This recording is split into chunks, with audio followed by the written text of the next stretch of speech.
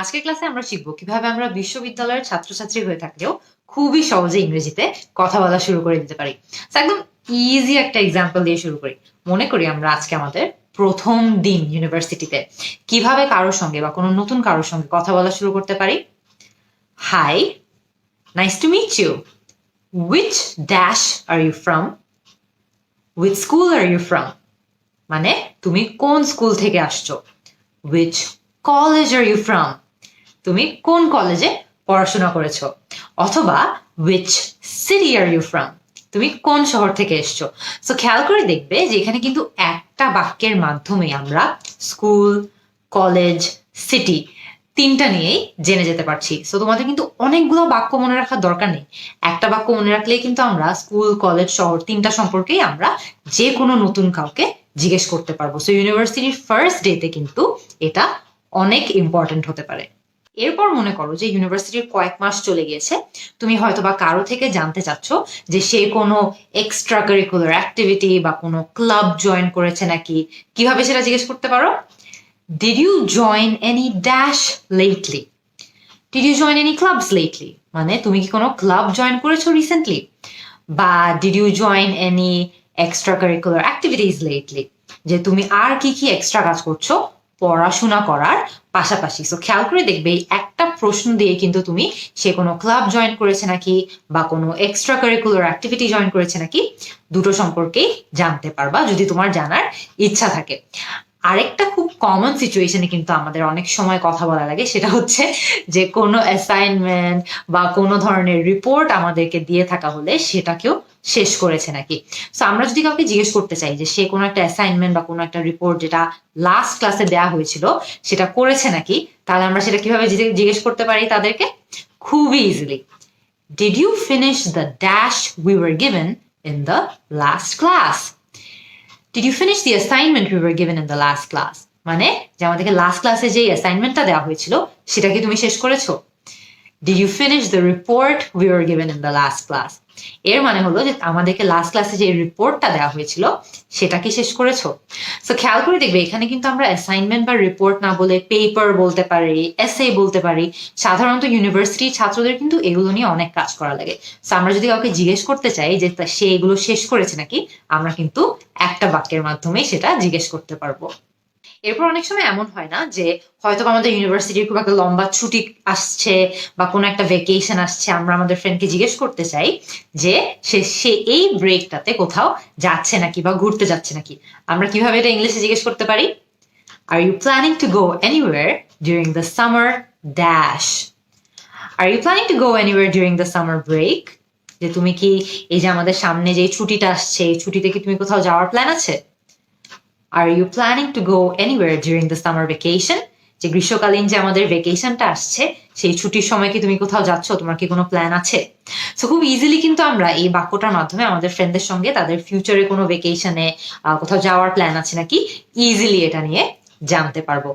আরেকটা খুব common situation ইউনিভার্সিটির স্টুডেন্টসদেরকে ফেস করা লাগে, সেটা হচ্ছে যে হয়তো বা আমি কোনো একটা অঙ্ক বুঝছি না বা কোনো একটা সাম নিয়ে আমার খুব সমস্যা হচ্ছে, কোনো একটা প্রশ্ন নিয়ে আমার খুব সমস্যা হচ্ছে।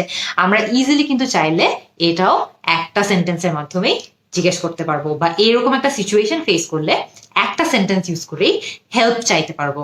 কিভাবে? I'm having a problem with the dash. Can you help me? I'm having a problem with the fourth sum. I'm having a problem with the third equation. I'm having a problem with the fourth question.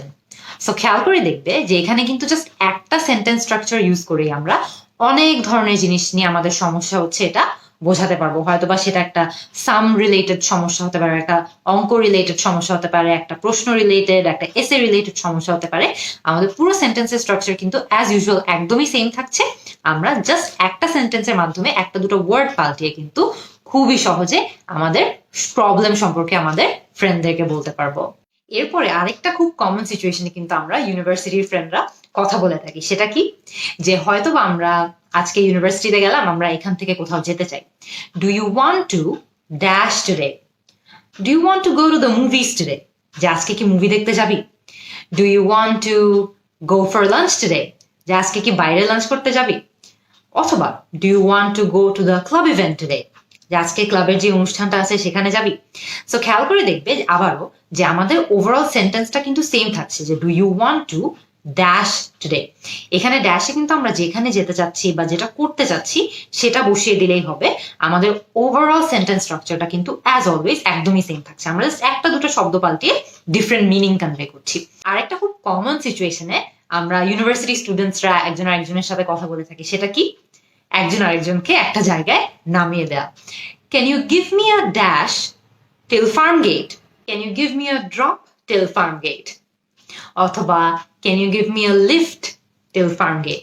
So খেয়াল করে দেখবে আমরা কিন্তু এখানে easily ড্রপও use করতে পারি, লিফটও use করতে পারি, অথবা ফার্ম গেটের বদলে কিন্তু আমরা যেই জায়গা পর্যন্ত ড্রপ চাচ্ছি বা যেই জায়গা পর্যন্ত লিফট চাচ্ছি আমরা জায়গাটার নামও চাইলে পাল্টে দিতে পারি। আমাদের ওভারঅল সেন্টেন্স স্ট্রাকচার কিন্তু একদমই সেম থাকছে, can you give me a dash till farm gate.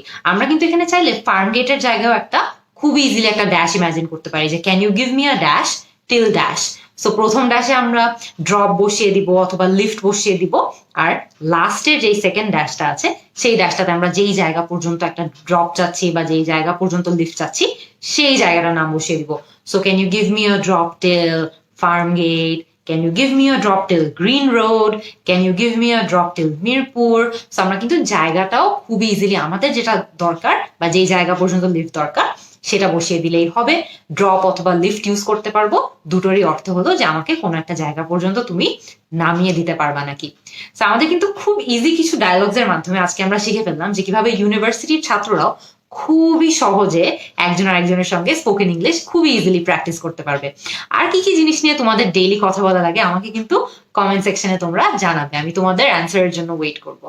C you in the next class.